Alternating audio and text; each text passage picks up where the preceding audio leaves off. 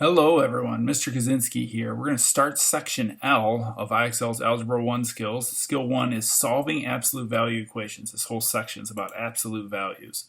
So here's an absolute value equation.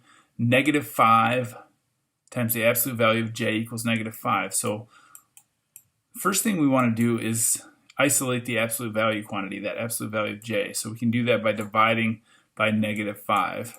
Got to do that on both sides though, to keep everything equal. That gives us this new equivalent equation. The absolute value of j is equal to 1. From there, we can solve this equation because we know that j must be 1, or because the absolute value of 1 is 1, or j must be negative 1 because the absolute value of negative 1 is 1. So there's our two answers to an absolute value equation. In this case, they happen to be opposites. So I said the first thing we do is isolate the absolute value quantity. That's already been done in this equation. So I can start thinking about what my solutions must be. I know that n minus 6 could be 10 because the absolute value of 10 is 10. Or n minus 6 could be negative 10 because the absolute value of negative 10 is 10. And then what we do is solve each one of these equations individually. Let's add 6 to both sides here. We get 16. If we check our math here, 16 minus 6 is 10, and the absolute value of 10 is 10. Here we do the same thing. We add 6 to both sides, but we get a different answer, negative 4. Again, check your math. Negative 4 minus 6 is negative 10, and the absolute value of negative 10 is 10. So there's our two solutions. So some people think that answers to absolute value equations are always opposites like they were in the first example. Not the case. Here we got 16 and negative 4. Those aren't opposites of each other. All right, I said that the first thing we need to do is isolate the absolute value quantity. Okay, so I'm going to do that. I'm going to subtract 6 from both sides here. That'll give me negative 4 times the absolute value of f equals negative 8. Then I'm going to divide both sides by negative 4. That gives me the absolute value of f is equal to 2. All right, so now we can write our equations, and those are our compound equation, that f could either be 2 because the absolute value of 2 is 2, or f could be negative 2 because the absolute value of negative 2. Oops, sorry. Because the absolute value of negative 2 is 2. So 2 or negative 2. Get into some tougher ones here. All right, so again, I need to isolate the absolute value quantity. So I'm going to start by subtracting 7 from both sides. That gives me negative 3 times the absolute value of m minus 5 equals negative 2. Next, I'm going to divide both sides by negative 3. And that gives me m minus 5, or the absolute value of m minus 5, equals 2/3. So at this point, I can write an equivalent compound equation. And that would be that m minus 5 is equal to 2/3 because the absolute value of 2/3 would be 2/3, or m minus 5 might be equal to negative 2/3 because the absolute value of negative 2/3 is 2/3. So now we have to solve both of these equations. So I'm going to add 5 to both sides to get rid of that negative 5.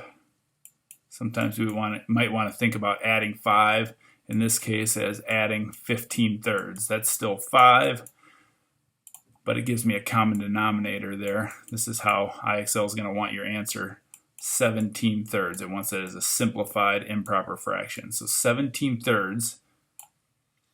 Over here, again, add 5 to both sides. 15/3 is 5. And that gives us our other solution. Negative 2/3 plus 15/3 is 13/3.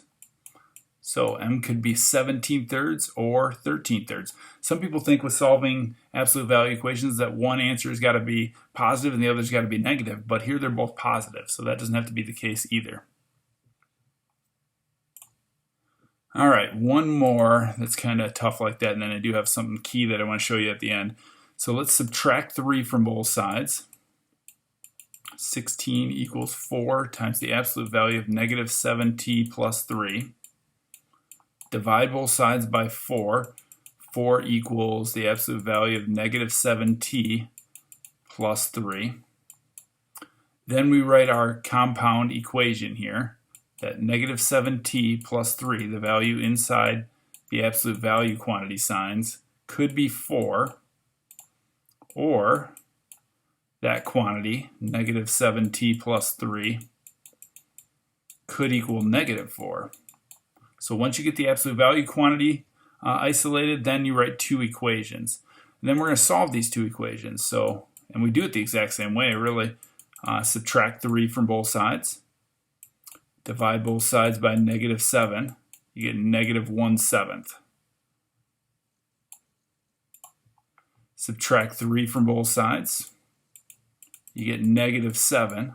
Divide both sides by negative 7. You get positive 1. So t could be negative 1/7 or t could be 1.